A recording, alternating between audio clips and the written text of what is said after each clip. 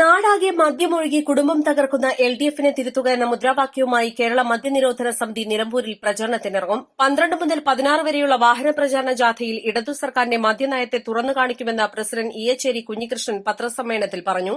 2016 LDF അധികാരത്തിൽ വരുമ്പോൾ 29 ബാറുകൾ മാത്രമുണ്ടായിരുന്ന കേരളത്തിൽ ഇപ്പോൾ 941 ഒരു ബാർ മാത്രമുണ്ടായിരുന്ന മലപ്പുറത്ത് 27 ബാറുകളായി. ഇനി 3 തുറക്കാനിരിക്കുകയാണ്.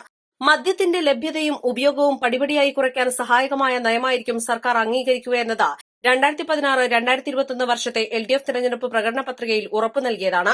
എന്നാൽ നാടാകെ മദ്യമൊഴുക്കി കുടുംബം തകർക്കുകയാണ് സർക്കാർ. ഈ സാഹചര്യത്തിലാണ് മദ്യനിരോധന സമിതി പ്രചാരണത്തിനിറങ്ങുന്നത്.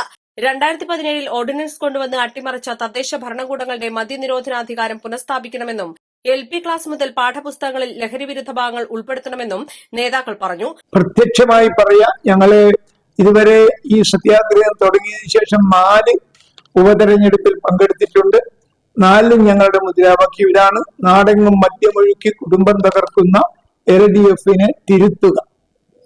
അതിന്റെ അനുബന്ധമായാണ് മറ്റാശയങ്ങൾ അതിലെഴുതി ചേർത്തിരിക്കുന്നത്. അപ്പം നിശ്ചയമായും LDFന്റെ മദ്യനയത്തെയാണ് തിരുത്തേണ്ടത്.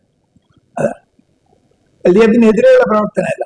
കാരണം LDF മദ്യവ്യാപാരത്തിൽ നാടിനെതിരെയാണ് മുന്നേറുന്നത്. അതുകൊണ്ട് ആ കാര്യം ഞങ്ങളെ ഇലക്ഷനിൽ പറയാനുള്ളൂ എന്നുള്ളത് കൊണ്ട് ഞങ്ങൾ പറയും.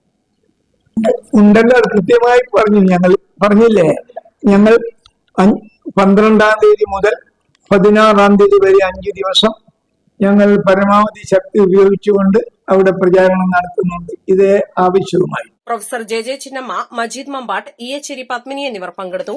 East life, Malappuram.